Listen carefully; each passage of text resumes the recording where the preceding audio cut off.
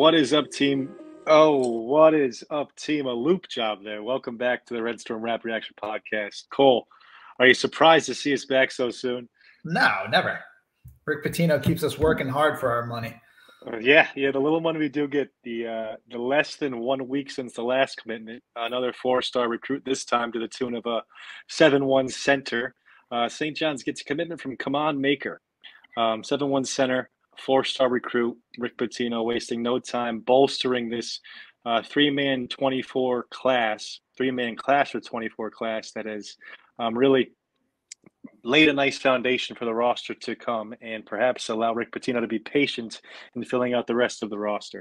Of course, we don't know how many spots he will ultimately have to fill, but we know he'll add more than just the 3 he's gained commitments for now. But Cole, how do you feel knowing you got 3 guys in tow, and of course, now that we got a 7-1 center in the mix in Khaman Maker? Yeah, awesome about that last piece, right? Like, we know we're going to lose Joel Soriano after this season. So now it's not only on Zuby to be the center going forward. Now we also have another piece for the future, another big man who can play center. I know we've talked previously about Pat needing to increase the budget for the Red Storm Rapid Reaction podcast so I can get another notebook. I'm now down to doing my notes just on a little piece of hotel stationery. So, but always got to come prepared. So got my notes on Khaman, got my notes on the schedule, ready to rock and roll. I think I'm just going to give you a couple whiteboards. All right, you can throw them up in the back. You can help them up before podcasts. You can write in some notes that way. Future potential recruits, circled, lines drawn all over the place. I've got access to those, but my pockets are empty. I can't buy you any more notepads, Cole. The way you run through those, the note man, Cole himself. But yes, another recruit, another guy to be excited about. I've got a graphic we can throw up here to kind of talk a little bit more in depth about Khaman. He is a 7-1 center, 4-star recruit at a Trinity National in Nevada. He's the second 4-star recruit that Rick has got in the past week after Jaden Glover early last week committed as well. He's ranked 129th in the 24/7 composite rankings. A little bit higher there in some, a little bit lower in others, but right around that 125 marker. Considered a 4-star recruit by them. Some player who has extreme length, extreme size. He led the EYBL in the month of May in terms of blocks per game at 2.8. That's an extremely high competitive AAU circuit, some of the best high school players in the country. And the lead recruiter for Khaman was one Van the Man Macon. Continues to, just be a stalwart out on the recruiting front, no matter if it's for Coach Anderson or Coach Pitino. He is getting the job done. So shout out there to Coach Van. I think that Khaman is a phenomenal piece to add to the future and a player Coach Pitino can groom to become the anchor of this defense once Soriano is gone and perhaps Zuby slides down to the power forward position. I would expect he takes some time to contribute in a major way, but his defense could impact the game sooner. Cole, anything to add there for Khaman? Yeah, I feel like we're starting to repeat ourselves. We just had our podcast about Jaden, and we said he was a late riser, and now the same thing here about Khaman. He's really turned it on over the last sort of live period. Like you mentioned, the Nike EYBL leading block shots for them. He had a really strong performance at the Pangos All-American camp. He played in the grind session where he was on their all-defensive team, the Defensive Player of the Year. I was watching a lot of his highlight tapes, and I was really surprised. I know he's still raw on the offensive end, but he already has a few really nice back-to-the-basket moves. He's got a really nice sort of turnaround, pull-up jump shot, a nice sort of power dribble into a power hook shot that he can apparently do over both shoulders, which as a retired, washed-up high school athlete, big man, I really appreciate the power hook. So I don't believe it's literally unblockable. So right on, Khaman, for putting that in your repertoire. I thought maybe looking at Rick's history with big men and trying to search for a comparable, like the way Rick developed Georgie Jang during his time at Louisville. Obviously, Georgie was a little bit of a higher recruit. I think he was top 50 in the nation, but Rick brought him along slowly as a freshman. Georgie only played like 16 minutes a game, contributed a lot in those short spans, but then as a sophomore really took over more of a starter role. So I think you mentioned the same thing with Khaman. Like maybe he isn't as big of an impact player immediately as a freshman, but he can still be productive in short spurts. And then, later down the line, really start to contribute. I think really the only weaknesses that I can see immediately, you can tell from watching his tape, is he'll have to put on some weight. He'll have to get stronger, but he does have those broad shoulders where, you know, he's got room to fill in. And I don't think that'll be a problem putting on weight for him. But if he can increase his strength and his explosiveness, put on some weight, I think looking at sort of his body type, you think about guys like a Joel Embiid when he came out of Cameroon to Kansas, or a Dwight Howard, and how skinny and frail they looked and how ultimately they filled out and developed as they grew into adulthood. I mean, I don't think it's unrealistic with Khaman being 7'2" and only 200 pounds that he could easily put on a bunch of weight and get really strong and be a tremendous force down low on both the offensive and defensive ends. Yeah, those guys tend, you know, especially those are two guys who have played in the NBA, so they've got that NBA conditioning and weight experience to add on to the fact that they were, well, in Embiid's case, college player. Dwight, not so much. If they can put on weight like that and become two of the strongest guys in the NBA, it's a big added thing inside. I don't think he's rail thin. You know, it doesn't look like a guy who, like you said, can't put on weight. He's not, you know, as thin as a guy like Tariq Owens is, or Dwayne Polee, a couple of St. John's guys in the past who were rail thin coming into college. I think he's got a little bit more girth in the upper body than those guys do. But Coach Pitino's got a heck of a track record, you know, in terms of developing big guys. And Georgie was a higher ranked recruit, but you can see the similarities. And, you know, you and I won't be the only guys to make that comparison, I'm sure. And I'm not sure if it's, you know, fair to put that type of expectations on him. If he's 80% of Georgie, I think that's a heck of a career. And something we would take, but you know, don't want to limit him either. Maybe he surpasses Georgie. There's always the possibility there. Nevertheless, super excited to have Khaman join the team.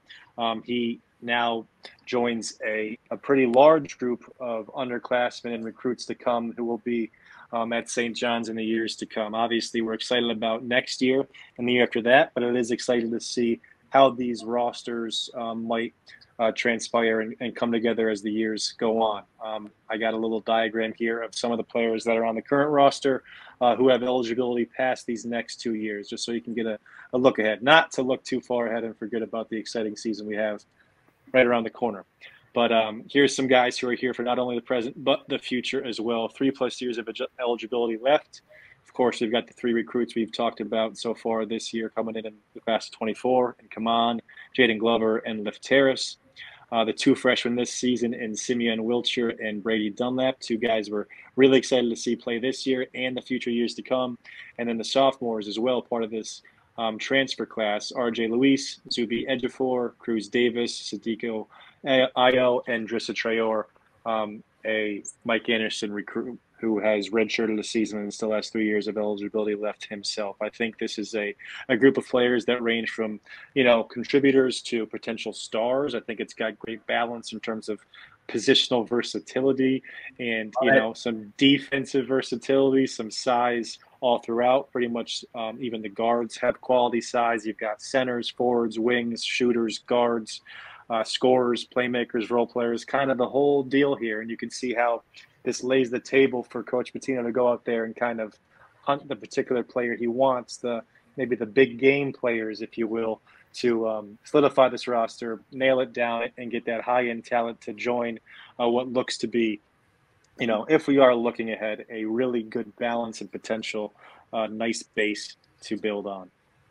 Yeah, absolutely. Now we've got a tremendous start to our 2024 class. Now Rick can go big buck hunting for like a VJ Edgecombe or like a certain Captain Jack if he wanted to leave his North Carolina commitment and maybe come on over to the good side.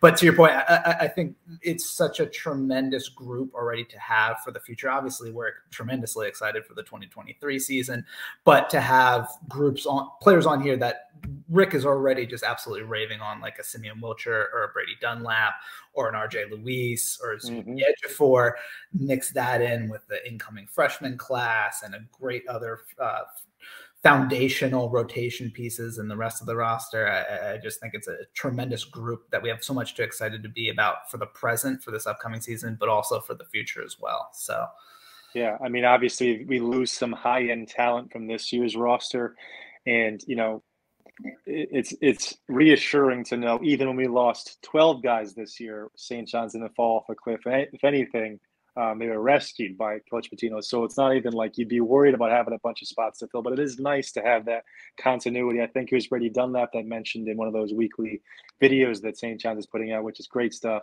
about, players down the line 2 or 3 years from now being able to learn from him and Simeon. The type of stuff that Coach Pitino wants from his team and his players. So if they're buying into that now as freshmen, you can see how that can lead to progress down the line and some continuity, some familiarity. And I'm, as you all know, a huge believer in that stuff. So it's good to see these players themselves are buying into that as well. Again, not to look past this year. We are so excited for what we're about to see in about a month and a half from now. And speaking of that, this past week, the Big East released their Big East schedule. We'll take a look quick at St. John's Big East schedule. Keep in mind, the Big East is the best conference around, and part of the reason why it's the best conference around is because they have a round-robin schedule, a extremely fair, about as fair as you can have schedule. Of course, some teams might get hit with some tough stretches that differ from other teams, but for the most part, this is as even as you can have it. You get yourself a fair and balanced winner. And St. John's has a couple tough stretches, a couple easier stretches, but it all balances out well.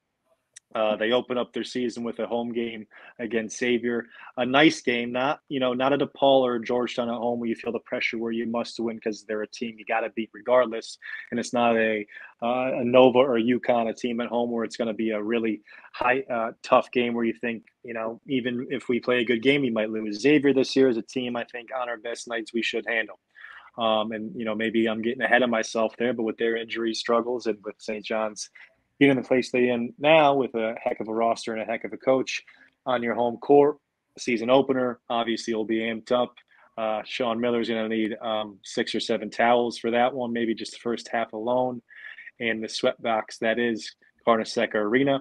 But St. John's has a chance to get kind of a staple win, not a throwaway win and not a must-have win, but it's a win that you could put in your pocket and carry it towards some momentum going into Big East play right there out of the gate against Xavier to start their season. Cole, looking at these 3 different these 3 different sections I got, that top left one, the first 7 games, any thoughts jump out to you?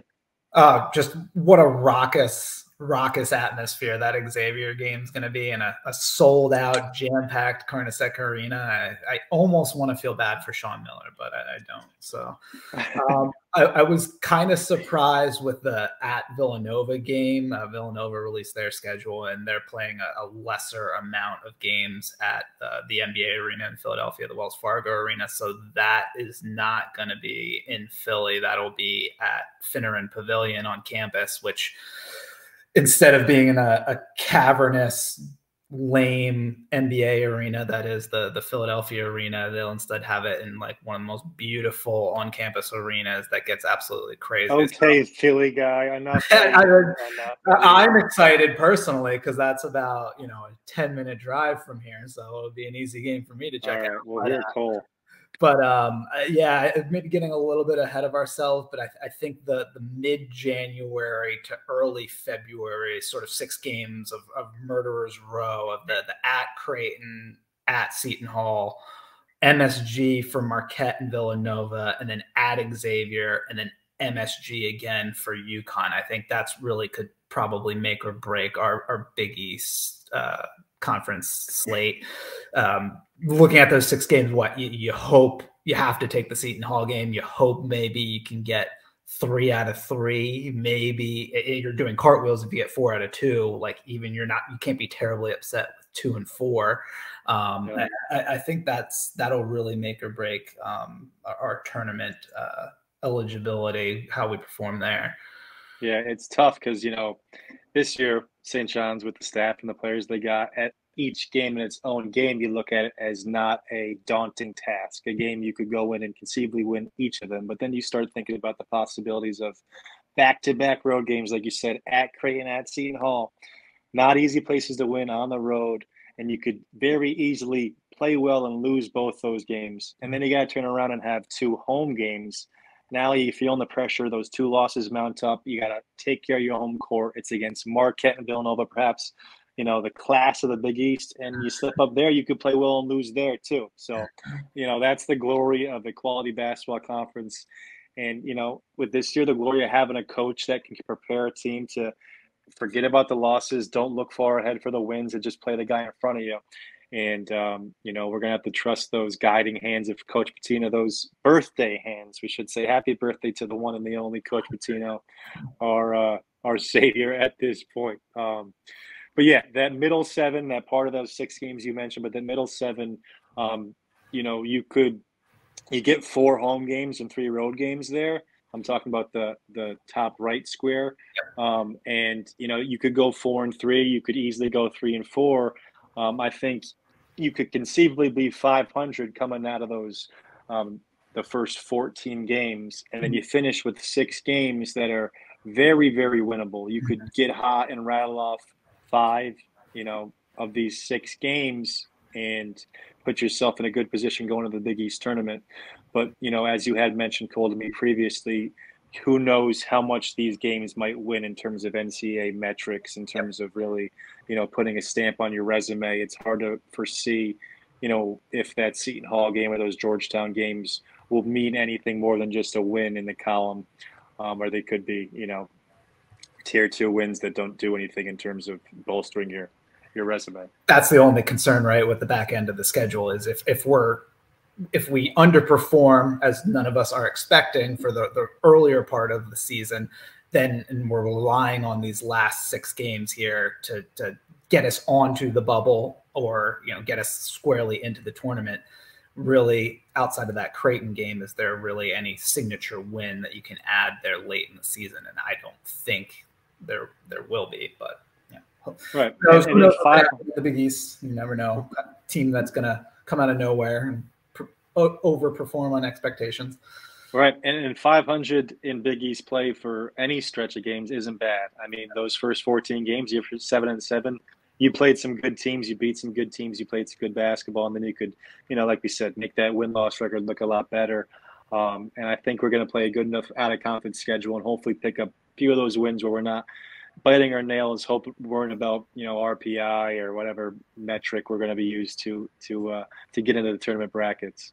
But I'm excited, Cole. I know you're excited. We've got the open practice coming up first day in October. We've got the scrimmage coming up October 22nd against Rutgers, and then the season's right around the corner from there. Anything you want to add before we get out of here tonight, Cole?